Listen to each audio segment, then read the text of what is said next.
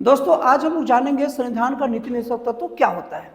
दोस्तों अगर संविधान में नीति निर्देशक तत्व की अगर पोजीशन की बात करें तो इस संविधान के अनुच्छेद 36 से 51 के बीच में इसका वर्णन है।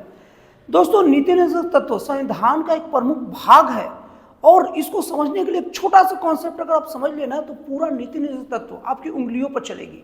आप किसी को भी समझा सकते हैं और किसी से भी इसको लेकर लंबी चर्चा भी कर सकते हैं। तो दोस्तों नीति निर्देशक तत्व होता क्या चीज है, मैं आप लोगों को एक छोटा सा एग्जांपल देकर समझाता हूं अदर जगह से। जैसे कि मान लीजिए कि कोई संस्था है या आप कोई यूनियन या कोई संस्था चला रहे हैं, लेकिन उस संस्था का जो उद्देश्य थोड़ा बड़े हैं लेकिन हमारे पास साधन नहीं है वो करने का, लेकिन एक टारगेट है कि भविष्य में वो करना है, तो आप संस्था को एक कह देंगे कि जब तक आपके पास सुविधा नहीं है तब तक नहीं करे चलेगा, लेकिन सुविधा हो तो कर दीजिए। मतलब कि ऐसा कहा जा रहा है कि ये आपके ऊपर है आप इसे कब करेंगे और ये आपके नैतिकता के ऊपर है कि इसे कब करेंगे, लेकिन सुविधा हो तो भैया कर देना। तो नीति निर्देशक तत्व में भारतीय संविधान राज्यों को सुविधा दिया है कि आपके पास अभी ऐसा साधन नहीं है। जिस टाइम संविधान लागू हुआ था आपके पास इतना साधन सुविधा नहीं है, इसलिए ये मैं आप लोग को एक लिस्ट दे रहा हूं इतने कामों की, भैया जैसे ही सुविधा होना तो कर देना, ये तुम्हारे ऊपर है। कर दोगे तो बहुत अच्छा रहेगा, नहीं करोगे तो हम तुम्हें इसके लिए कुछ बोलने नहीं जाएंगे। तो दोस्तों नीति निर्देशक तत्व में जैसे एग्जाम्पल के तौर पर पंचायती राज की बात किया जाए, दोस्तों संविधान जिस टाइम लागू हुआ था उसी समय से नीति निर्देशक तत्व में पंचायती राज की बात थी, लेकिन इसे मतलब बहुत सारी कमियों बहुत सारी दिक्कतों को ऐसे राज्य द्वारा लागू नहीं किया गया। लेकिन धीरे धीरे 1959 में राजस्थान के नागौर से पंचायती राज की हल्की फुल्की शुरुआत हो गई और 1993 आते आते तक इसे संवैधानिक दर्जा भी मिल गया। मतलब देखिए, अगर आज तक भी कोई राज्य अगर पंचायती राज को नीति निर्देशक तत्व में शामिल नहीं करता तो इसे न कोर्ट कचहरी द्वारा न केंद्र सरकार द्वारा किसी भी तरीके से राज्य को यह नहीं पूछा सकता कि तुमने लागू क्यों नहीं किया। लेकिन अगर राज्य को लागू करने का मन है तो इसे कोई रोक भी नहीं सकता कि तुम लागू कैसे कर रहे हो।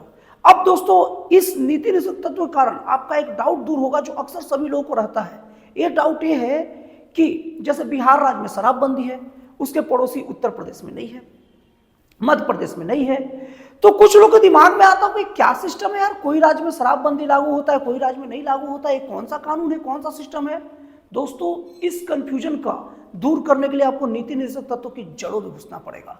दोस्तों संविधान के नीति निर्देशक तत्व के एक उपबंध में राज्य को यह आदेश दिया गया है कि आप नशीली पदार्थों का सेवन पर रोक लगाने की कोशिश करोगे। नीति निर्देशक तत्व में वर्णन है, इसीलिए फंस गया।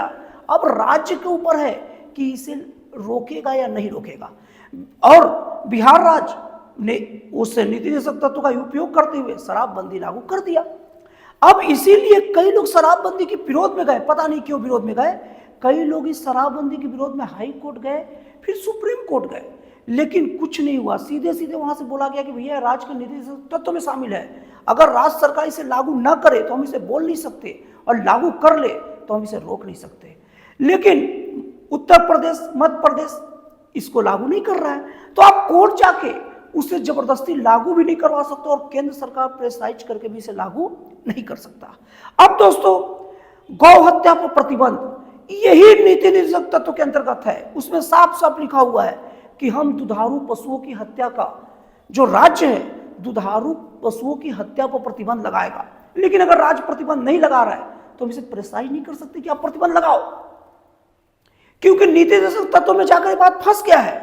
इसीलिए कई राज्य जैसे छत्तीसगढ़ मध्य प्रदेश गुजरात महाराष्ट्र ये सब प्रतिबंध लगा दिए उस नीति निर्देशक तत्व का उपयोग करते हुए, और बाकी राज्य उसका उपयोग नहीं कर रहे। इसलिए हम जबरदस्ती कह भी नहीं सकते कि आप गौ हत्या प्रतिबंध क्यों नहीं लगाए हो, और जो राज्य लगा लिया है उसे कोई बोल भी नहीं सकता तुम कैसे लगा लिए। तो दोस्तों नीति निर्देशक तत्व एक ऐसा सुविधा दिया गया राज्यों को जो अपने हिसाब से जब करना है भैया करो, और राज्य सरकार भी जब करना हो आराम से करती है, जब पब्लिक का प्रेशर देखती है, पब्लिक का इंटरेस्ट देखती है, और जब वोट बैंक देखती है तभी ये सब चीजों का उपयोग करती है, नहीं तो वो भी नहीं करती।